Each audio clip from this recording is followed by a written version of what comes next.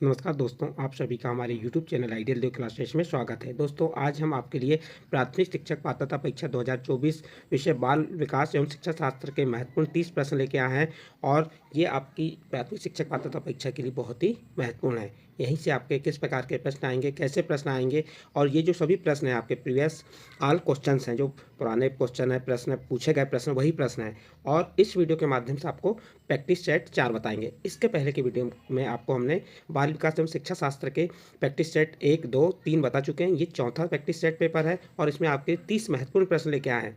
तो चलिए देखते हैं प्राथमिक शिक्षक पात्रता परीक्षा के लिए महत्वपूर्ण प्रश्न। विषय क्या रहेगा? बाल विकास एवं शिक्षा शास्त्र।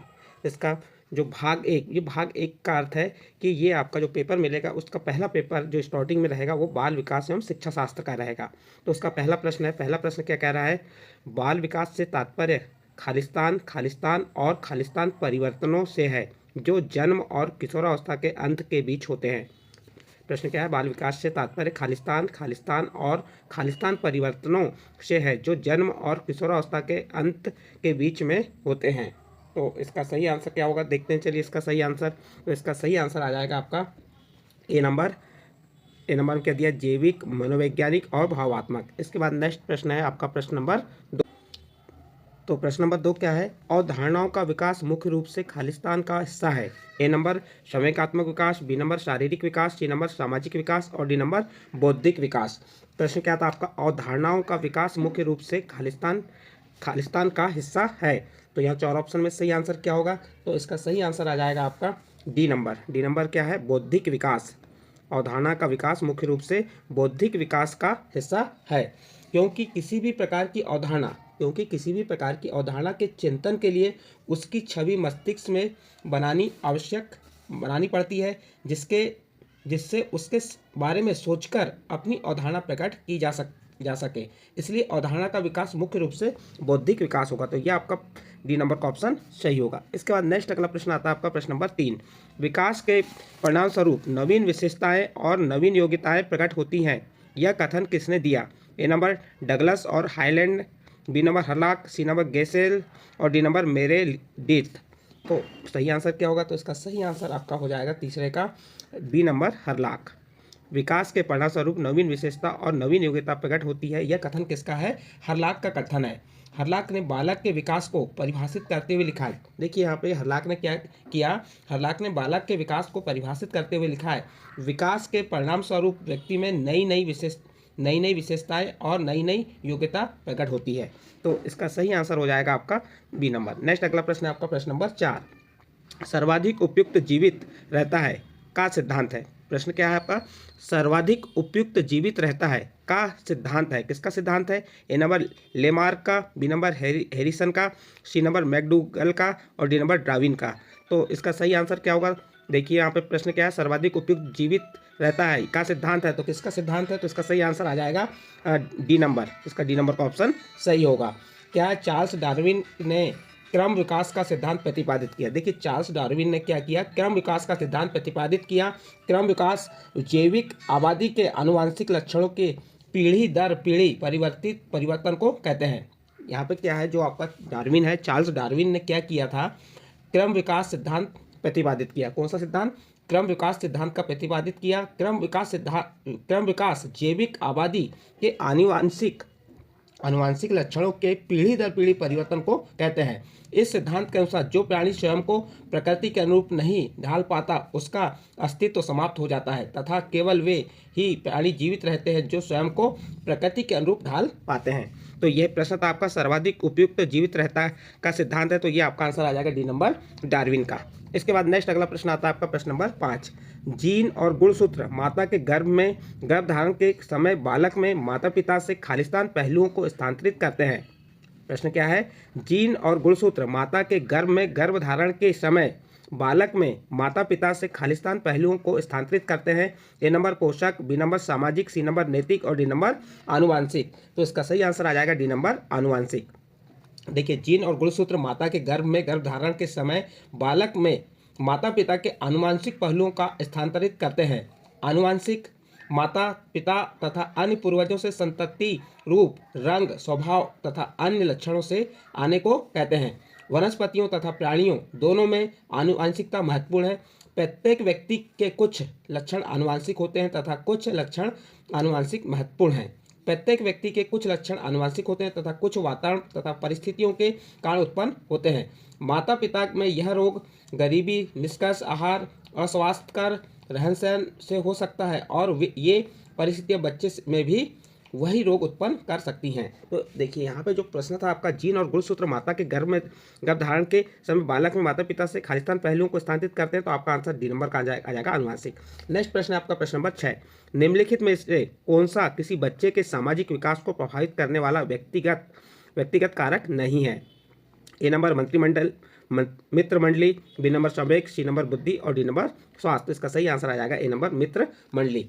किसी बच्चे के सामाजिक विकास को प्रभावित करने वाला व्यक्तिगत कारक उसका स्वास्थ्य, संवेग तथा बुद्धि है। स्वास्थ्य भी है, संवेग भी है और बुद्धि भी है। बच्चे की मित्र मंडली सामूहिक कारक के अंतर्गत आती है और जो बच्चे की मित्र मंडली है किसके कारण आती है? सामूहिक कारक के अंतर्गत आती है। और प्रश्न में हमें पूछा था कि निम्नलिखित में से कौन सा किसी बच्चे के सामाजिक विकास को प्रभावित करने वाला व्यक्तिगत कारक नहीं है, तो इसका सही आंसर हो गया आपका ए नंबर मित्र मंडली। नेक्स्ट प्रश्न है आपका प्रश्न नंबर 7। प्रश्न नंबर 7 क्या कह रहा है? जीन पियाजे के द्वारा प्रस्तुत संरक्षण के प्रत्यय से तात्पर्य है कि, प्रश्न है जीन पियाजे के द्वारा प्रस्तुत संरक्षण के प्रत्यय से तात्पर्य है कि ए नंबर वन्य जीवन और वनों का संरक्षण बहुत महत्वपूर्ण है। बी नंबर दूसरे के परिदृश्य को ध्यान में रखना एक महत्वपूर्ण संज्ञानात्मक क्षमता है। सी नंबर कुछ भौतिक गुणधर्म वही रहते हैं चाहे बाहरी आकृतियां बदल जाएं और डी नंबर परिकल्पना पर विधिवत परीक्षण से सही निष्कर्ष पर पहुंचा जा सकता है। जीन पियाजे के द्वारा प्रस्तुत संरक्षण के प्रत्यय से तात्पर्य है, तो इसका सही आंसर आ जाएगा सी नंबर कुछ भौतिक गुण धर्म वही रहते हैं चाहे बाहरी आकृतियां बदल जाएं। ये आपका प्रश्न नंबर 7 का उत्तर कंप्लीट हुआ। इसके बाद नेक्स्ट प्रश्न है आपका प्रश्न नंबर 8। प्रश्न नंबर 8 क्या कह रहा है? निम्नलिखित में से कौन सी पूर्व संक्रियात्मक विचार की एक सीमा नहीं है? प्रश्न क्या है? निम्नलिखित यानी 4 ऑप्शन में से आपको चुनना है कि इनमें से कौन सी पूर्व संक्रियात्मक विचार की एक सीमा नहीं है। तो ए नंबर ध्यान केंद्रित करने की प्रवृत्ति, बी नंबर प्रतीकात्मक विचार का विकास, सी नंबर अहम मान्यता और डी नंबर अनुत्क्रमणिकता। तो इसका सही आंसर क्या होगा आपका प्रश्न नंबर 8 का? तो इसका आंसर बी नंबर सही होगा, प्रतीकात्मक विचार का विकास। देखिए संज्ञानात्मक विकास की पूर्व संक्रियात्मक अवस्था लगभग 2 वर्ष की अवस्था में प्रारंभ होकर 7 वर्ष की अवस्था तक चलती है। इस अवस्था में संकेतात्मक या प्रतीकात्मक विचारों का विकास तथा भाषा का प्रयोग प्रारंभ होता है। इसलिए प्रतीकात्मक विचारों का विकास पूर्व संक्रियात्मक गुण है, ना कि सीमा है। तो इसका सही आंसर होगा आपका बी नंबर।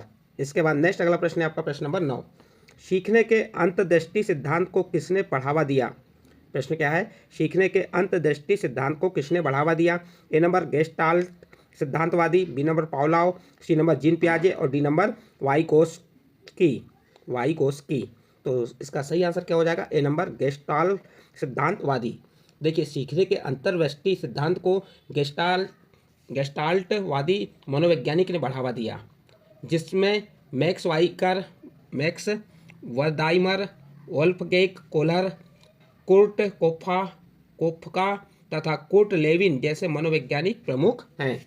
यह आपका प्रश्न नंबर 9 का उत्तर कंप्लीट हुआ। नेक्स्ट प्रश्न है आपका प्रश्न नंबर 10। एक शिक्षिका अपनी प्राथमिक कक्षा में प्रभावी अधिगम को बढ़ा सकती है। एक शिक्षिका अपनी प्राथमिक कक्षा में प्रभावी अधिगम को बढ़ा सकती है। ए नंबर ड्रिल और अभ्यास के द्वारा, बी नंबर अपने विद्यार्थी से प्रतियोगिता को प्रोत्साहन देकर, सी नंबर विषय वस्तु को विद्यार्थी के जीवन के साथ स्थापित करके और डी नंबर अधिगम में छोटी छोटी उपलब्धियों के लिए सुलभता। तो इसका सही आंसर हो जाएगा आपका सी नंबर का ऑप्शन सही होगा। इसका सी नंबर का ऑप्शन सही है। देखिए एक शिक्षिका अपनी प्राथमिक कक्षा में विषय वस्तु को विद्यार्थी के जीवन के साथ संबंधित करके अधिगम या प्रभावी बना सकती है, क्योंकि विद्यार्थी उन चीज़ों को जल्दी और आसानी से सीख लेते हैं जो उनके जीवन से जुड़ा होता है। तो इस प्रकार से जो आपका प्रश्न नंबर 10 था, इसका सही आंसर हो जाएगा सी नंबर विषय वस्तु को विद्यार्थी के जीवन के साथ स्थापित करके। नेक्स्ट अगला प्रश्न है आपका प्रश्न नंबर 11। निम्न में से कौन गेस्टाल्ट मनोवैज्ञानिक से संबंधित नहीं है? अभी आपको हमने बताए थे यहाँ पे A number Kurt Lewin, B number IP Pavlov और डी नंबर वोल्फगैंग और ये सभी तो कौन संबंधित नहीं है आपको ये बताएं, तो इसका सही आंसर आ जाएगा बी नंबर आईपी पेवलाव। ये जो है टाइल मनोवैज्ञानिक से संबंधित नहीं है। नेक्स्ट अगला प्रश्न है आपका प्रश्न नंबर 12। कौन सी सीखने की मुख्य नियम नहीं है? कौन सा सीखने का मुख्य नियम नहीं है? ए नंबर तत्परता का नियम, बी नंबर अभ्यास का नियम, सी नंबर आंशिक क्रिया का नियम और डी नंबर प्रभाव का नियम। तो इसका सही आंसर क्या होगा? कौन सा सीखने का मुख्य नियम नहीं है? तो इसका सही आंसर हो जाएगा सी नंबर आंशिक क्रिया का नियम। देखिए आंशिक क्रिया का नियम थार्नडाइक के अधिगम सिद्धांत का मुख्य नियम नहीं है, सीखने का मुख्य नियम नहीं है। कौन? आंशिक क्रिया जो नियम है वह थार्नडाइक के अधिगम सिद्धांत का मुख्य नियम नहीं है। इसके बाद नेक्स्ट अगला प्रश्न है आपका प्रश्न नंबर 13। अकादमिक पाठ्यक्रम लिंग भेदभाव को कैसे बढ़ावा देता है? ए नंबर पुरुष की तुलना में महिलाओं की उपलब्धियों का बहुत कम उल्लेख करना, बी नंबर पुरुषों और महिला छात्रों के बीच अनैतिक ग्रेडिंग, सी नंबर केवल पुरुष छात्रों के लिए गणित और विज्ञान पाठ्यक्रम पर केंद्रित करना और डी नंबर महिला शिक्षा की तुलना में पुरुष शिक्षा के प्रति असमान निधिकरण। तो इसका सही आंसर कौन सा हो जाएगा? आपका प्रश्न नंबर 13 का सही आंसर आ जाएगा ए नंबर पुरुष की तुलना में महिलाओं की उपलब्धियों का बहुत कम उल्लेख।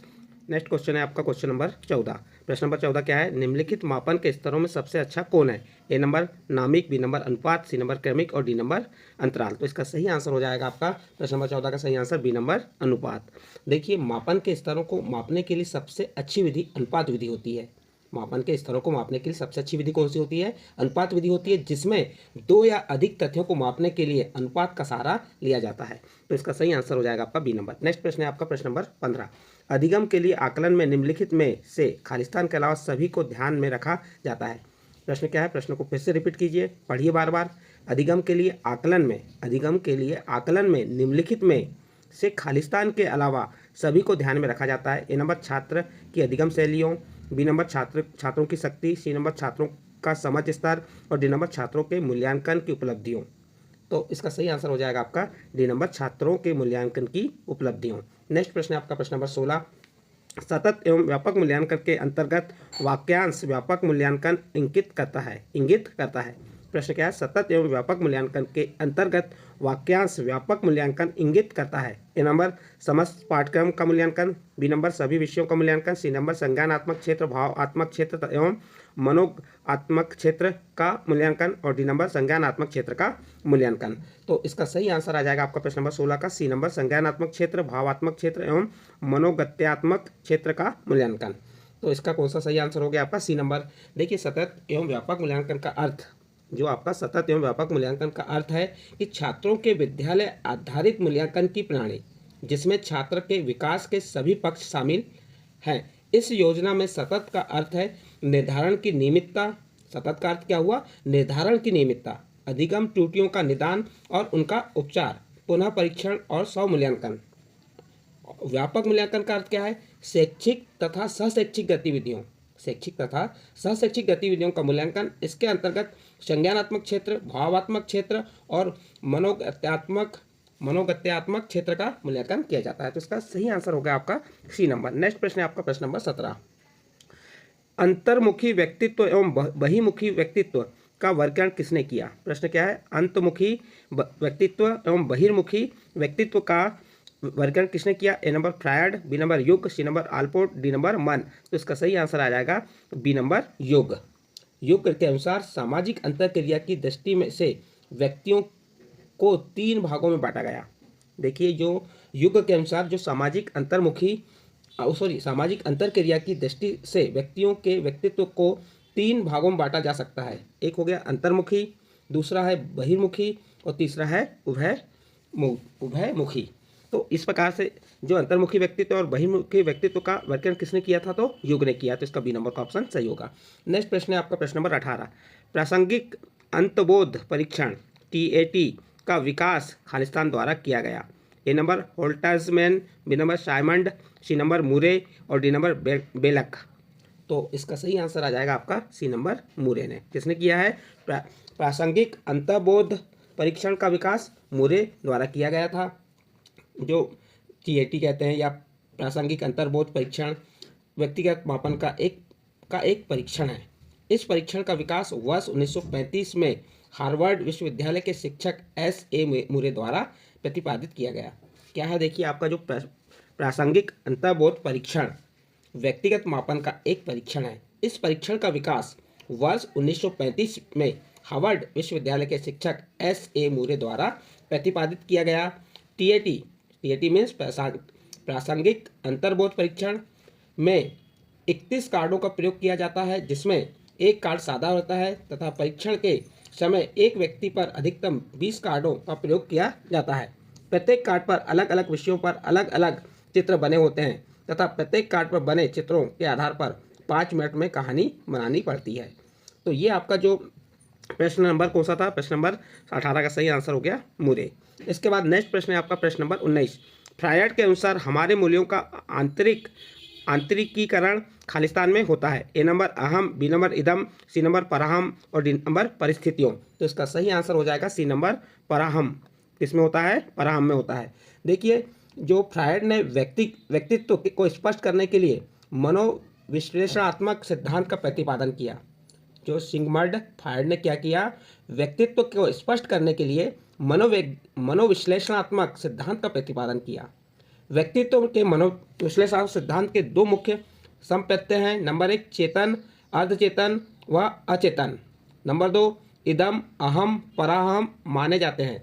फ्रायड ने व्यक्तिगत संरचना में इदम, अहम और पराहम इन तीनों तत्वों का विशेष महत्व देते हैं। उनके अनुसार जब ये तीनों तत्व एक दूसरे के साथ समन्वित होकर कार्य करते हैं तो व्यक्ति अपने वातावरण के साथ प्रभावशाली ढंग से समन्वय स्थापित कर लेता है। तो इसका सही आंसर क्या हो गया? पराहम। देखिए, उसने क्या किया? इदम को भी कहा है। इदम, अहम और पराहम इन तीनों तत्वों का विशेष महत्व होता है। लेकिन फ्रायड के अनुसार हमारे मूल्यों का आंतरिकीकरण किसके द्वारा होता है? पराहम द्वारा होता है। तो इसका सी नंबर का ऑप्शन सही होगा। नेक्स्ट अगला प्रश्न है आपका प्रश्न नंबर 20। संकलनात्मक परामर्श के जन्मदाता हैं। प्रश्न क्या है आपका? संकलनात्मक परामर्श के जन्मदाता हैं। तो इसका सही आंसर हो जाएगा आपका बी नंबर थार्न। कौन है? थार्न। देखिए, संकलनात्मक परामर्श के जन्मदाता F.C. थॉर्न है। इस प्रकार के परामर्श में परामर्शदाता ना तो अधिक सक्रिय होता है और ना ही निष्क्रिय होता है। इसके बाद नेक्स्ट अगला प्रश्न है आपका प्रश्न नंबर 21। निम्न में से कौन सा परामर्श का एक तत्व नहीं है? ए नंबर व्यक्तिक वृद्धि, बी नंबर साक्षात्कार, सी नंबर विश्वास और डी नंबर संप्रेषण। तो इसका सही आंसर हो जाएगा ए नंबर व्यक्तिक वृद्धि। देखिए, परामर्श का तत्व साक्षात्कार, विश्वास और संप्रेषण ये तीनों हैं, किंतु इससे व्यक्तिक वृद्धि सम्मिलित नहीं होती। तो इसका सही आंसर हो जाएगा ए नंबर। नेक्स्ट प्रश्न आपका प्रश्न नंबर 22। जिस कक्ष में विविध पृष्ठभूमि से विद्यार्थी आते हों और वहां एक प्रभावी शिक्षक ए नंबर समूह में व्यक्तित्व भिन्नता को बताने के लिए उनकी सांस्कृतिक जानकारी पर ध्यान देगा। बी नंबर वंचित पृष्ठभूमि के विद्यार्थी को कठिन परिश्रम करने के लिए कहेगा ताकि वे अपने साथियों के बराबर पहुंच सकें। सी नंबर सांस्कृतिक जानकारी को अनदेखी करेगा और एक सर्वमान्य तरीके से अपने सभी विद्यार्थियों के साथ व्यवहार करेगा। डी नंबर समान आर्थिक पृष्ठभूमि के विद्यार्थियों का समूह बनाएगा और उन्हें एक साथ रखेगा। तो इसका सही आंसर क्या हो जाएगा? सी नंबर सांस्कृतिक जानकारी की अनदेखी करे। देखिए, सांस्कृतिक जानकारी की अनदेखी करेगा और एक सर्वमान्य तरीके से अपने सभी विद्यार्थियों के साथ व्यवहार करेगा। इसका सी नंबर का ऑप्शन सही होगा। नेक्स्ट अगला प्रश्न आपका प्रश्न नंबर 23। विविधता अनुपात विविधता देने के लिए विधि बनाने के लिए खालिस्तान स्थिति का गुणवत्ता की निष्पक्षता के लिए सौदे में निष्पक्षता के लिए। तो इसका सही आंसर क्या होगा? तो इसका सही आंसर हो जाएगा आपका कौन सा सही आंसर हो जाएगा? बी नंबर अपक्षपात। इसके बाद नेक्स्ट प्रश्न आपका प्रश्न नंबर 24। एक बच्चा प्रायः अपने सहपाठियों के साथ झगड़ता है, आप क्या करेंगे? ए नंबर आप बच्चे को सजा देंगे, बी नंबर आप बच्चे को विद्यालय से निकाल देंगे, सी नंबर आप कारण पता लगाने का प्रयास करेंगे और परामर्श देंगे और डी नंबर आप उसके माता पिता से शिकायत करेंगे। तो इसका सही आंसर आ जाएगा सी नंबर आप कारण पता लगाने का प्रयास करेंगे तथा परामर्श देंगे। एक बच्चा प्रायः अपने सहपाठियों के साथ झगड़ता है, आप क्या करेंगे? तो हम क्या करेंगे? उसका झगड़ने का कारण पता करेंगे और उसे परामर्श देंगे। तो इसका सी नंबर का ऑप्शन सही होगा। नेक्स्ट अगला प्रश्न है आपका प्रश्न नंबर 25। समावेशी शिक्षा एक स्कूल शिक्षा प्रणाली को संदर्भित करती है जो ए नंबर विशेष स्कूलों के माध्यम से विशेष जरूरतों वाले बच्चों की शिक्षा को प्रोत्साहित करती है। बी नंबर केवल बालिका की शिक्षा को बढ़ावा देने की आवश्यकता पर बल देती है। सी नंबर भौतिक बौद्धिक सामाजिक बहुभाषा संबंधी या अन्य अलग अलग स्थितियों की परवाह किए बिना बच्चों को शामिल करती है। डी नंबर केवल प्रतिभाशाली बच्चे को शामिल करती है। तो इसका आपका सही आंसर पता है, इसका सही आंसर आ जाएगा सी नंबर भौतिक बौद्धिक सामाजिक बहुभाषा संबंधी या अन्य अलग अलग परिस्थितियों की परवाह किए बिना बच्चों को शामिल करती है। नेक्स्ट प्रश्न है आपका प्रश्न नंबर 26। श्रवण हाथ से ग्रसित बच्चे कक्षा में किससे सबसे मुख्य निराश या कुंठा का सामना करते हैं? ए नंबर दूसरों के साथ संप्रेषण करने तथा सूचनाओं को बांटने में अक्षमता। बी नंबर प्रस्तावित पाठ्य पुस्तक को पढ़ने की अक्षमता। सी नंबर खेलकूद में भागीदारिता निभाने में अक्षमता। और डी नंबर दूसरे विद्यार्थियों के साथ परीक्षा देने में अक्षमता। तो इसका सही आंसर हो जाएगा ए नंबर दूसरों के साथ संप्रेषण करने तथा सूचनाओं को बांटने में अक्षमता। इसका ए नंबर का ऑप्शन सही होगा। नेक्स्ट अगला प्रश्न है आपका प्रश्न नंबर 27। प्रश्न नंबर 27 क्या है? अति संवेदनशीलता बच्चों को सीखने में मदद करने के लिए निम्नलिखित में से कौन सा तरीका उपयुक्त तरीका नहीं है? तो यहाँ पे दिए 4 तरीके दिए, इसमें से कौन सा उपयुक्त नहीं है आपको बताना है। पहला ए नंबर एक कार्य को छोटे छोटे अप्रबंधनीय खंडों में तोड़ना। बी नंबर अधिगम के वैकल्पिक तरीकों को पेश करना। सी नंबर उनके दैनिक कार्यक्रम में शारीरिक गतिविधि का समावेश। और डी नंबर बेचैन होने पर अक्सर उन्हें फटकार लगाना। तो इसका सही आंसर कौन सा हो जाएगा? तो इसका सही आंसर आ जाएगा डी नंबर बेचैन होने पर अक्सर उन्हें फटकार लगाना। इसके बाद नेक्स्ट अगला प्रश्न है आपका प्रश्न नंबर 28। प्रश्न नंबर 28 क्या है? देखिए, जो आपका यहाँ पे प्रश्न नंबर 27 था, इसको थोड़ा डिटेल बता देते हैं। अति संवेदनशील बच्चों को सीखने में मदद करने के लिए शिक्षक को संवेदनशील होना चाहिए तथा उनके विचारों और भावनाओं को स्वीकार करना चाहिए, ना कि बेचैन होने पर अक्सर उन्हें फटकार लगानी चाहिए। इसके अतिरिक्त अति संवेदनशील बच्चों को सीखने में मदद करने के लिए निम्न तरीका उपयुक्त हो सकता है। तो यहाँ पे कौन सा तरीका उपयुक्त नहीं है? तो उसका आंसर डी नंबर का होगा बेचैन होने पर अक्सर उन्हें फटकार लगाना, यह तरीका नहीं है। उसके तरीके और कौन कौन से हो सकते हैं? अधिगम में वैकल्पिक तरीकों का पेशकश, ये हो जाएगा। उसके बाद जो आपको ये तीनों दिए ये हैं, लेकिन चौथा नंबर डी नंबर का ऑप्शन नहीं है। नेक्स्ट प्रश्न है आपका प्रश्न नंबर 28। 140 से अधिक बुद्धि लब्धि यानी IQ वाले बच्चों को किस श्रेणी में रखेंगे? ए नंबर मूर्ख, बी नंबर मंदबुद्धि, सी नंबर सामान्य बुद्धि और डी नंबर प्रतिभाशाली। तो इसका सही आंसर आ जाएगा आपका डी नंबर प्रतिभाशाली। देखिए, टर्मेन ने 1916 में एक बुद्धि लब्धि की सारणी प्रस्तुत की थी, जिसके आधार पर 140 से अधिक बुद्धि लब्धि IQ वाले बच्चों को प्रतिभाशाली श्रेणी में रखा गया। इसके बाद नेक्स्ट अगला प्रश्न है आपका प्रश्न नंबर 29। निम्नलिखित में कौन सा शिक्षक से संबंधित अधिगम को प्रभावित करने वाला कारक है? प्रश्न क्या है? निम्नलिखित में से कौन सा शिक्षक से संबंधित अधिगम को प्रभावित करने वाला कारक है? ए नंबर विषय वस्तु या अधिगम अनुभवों की प्रकृति। बी नंबर बैठने की उचित व्यवस्था। सी नंबर शिक्षण अधिगम संसाधनों की उपलब्धता। और डी नंबर विषय वस्तु में प्रवीणता। तो इसका सही आंसर कौन सा हो जाएगा? डी नंबर विषय वस्तु में प्रवीणता। देखिए, शिक्षण प्रक्रिया में जब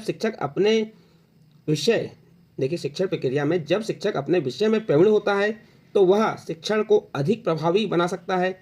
साथ ही साथ उसे अन्य विषयों के बारे में भी सामान्य ज्ञान होना चाहिए। नेक्स्ट प्रश्न है आपका, और इस वीडियो का अंतिम प्रश्न, प्रश्न नंबर 30। एक शिक्षिका अपने शिक्षार्थियों की अनेक तरह की सामूहिक गतिविधियों में व्यस्त रहती है, जैसे समूह चर्चा, समूह परियोजनाएं, भूमिका निर्वाह आदि। यह सीखने के किस आयाम को उजागर करता है? ए नंबर सामाजिक गतिविधि के रूप में अधिगम, बी नंबर प्रतियोगिता आधारित अधिगम, सी नंबर मनोरंजन द्वारा अधिगम और डी नंबर भाषा निर्देशित अधिगम। तो इसका सही आंसर आ जाएगा ए नंबर सामाजिक गतिविधि के रूप में अधिगम। ये जो सामाजिक गतिविधि के रूप में अधिगम शिक्षिका द्वारा शिक्षार्थियों के समूह चर्चा, समूह परियोजना, भूमिका निर्वाह आदि करवाना सीखने के सामाजिक गतिविधि के रूप में अधिगम का उजागर करता है। तो इसका सही आंसर हो गया आपका ए नंबर। इस प्रकार से आपको जो आपकी बाल विकास एवं शिक्षा शास्त्र से संबंधित आपका प्रैक्टिस सेट 4 के महत्वपूर्ण 30 प्रश्न बताए, जो आपकी प्राथमिक शिक्षक परीक्षा के लिए बहुत ही महत्वपूर्ण है। यहाँ से प्रश्न पूछे गए हैं और इसी प्रकार के प्रश्न आपकी परीक्षा में पूछे जाएंगे। यदि आपको हमारे द्वारा जो बाल विकास शिक्षा शास्त्र के 30 प्रश्न बताए गए ये अच्छे लगे हों तो आप हमारे चैनल आइडियल देव क्लासेस को सब्सक्राइब कीजिए, लाइक कीजिए और इस वीडियो को अन्य ग्रुप में शेयर जरूर कीजिए।